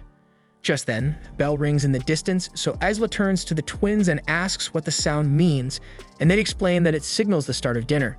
They invite her to come eat with them, and soon, everyone gathers in the central square for the communal meal. Meals are held like this because it helps reduce waste, because preparing food for everyone at once is far more efficient than having individuals cook separately. The Dark Elves approach Isla and inform her that a grand dinner has been prepared in her honor, should she choose to attend. They insist that she dine with the fine plates and utensils reserved for high-ranking figures, saying it would be improper for someone of her status to use standard cutlery. But Isla gently declines and reminds them that she's the defense hero of the kingdom, and that role means protecting the people. To serve properly, she believes it's essential that she experiences daily life the same way they do. Later in the middle of the night, Isla goes for a quiet walk through town, using the time to brainstorm potential defensive plans for the kingdom. As she passes by Maria and Karia's residence, she hears faint noises coming from inside. Curious, she steps in to investigate and is surprised to find the twins curled up in a corner quietly sobbing. Concerned, Isla gently asks what's wrong, so the girls explain that they had a dream, and now they can't fall back asleep. Isla crouches beside them and softly offers to listen if they want to share. The twins nod and begin describing how every few nights they dream about their mother, replaying all the happy memories they had with her. But every time they wake up, the pain of reality hits again. They remember that she's gone, and that sorrow always lingers afterward. However, they quickly add that since meeting Takuto, those dreams have become far less common. In fact, this was the first time in a long while that it happened, so they reassure Isla that she doesn't need to worry too much. Still, Isla can't help but feel protective, and she gently suggests staying with them for the night, just in case the dreams come back. That way, if they wake up scared or upset again, she'll be right there to comfort them. The twins feel much more at ease with Isla nearby and manage to fall asleep with a sense of security. The following day, Isla meets up with Takuto to go over a few topics. After some discussion, they both agree that establishing a school or academy should be the next step in their construction plans. With no current wars or immediate threats, there's little reason to expand their military. Focusing on education makes more sense right now. While on the subject of conflict, Isla asks how Atu is doing over in Dragonten, so Takuto closes his eyes and taps into their shared connection to check in on her, and what he sees instantly perks him up because Atu seems to be in a rather entertaining situation at the moment. This was the end of episode 9. Subscribe to not miss the next episode.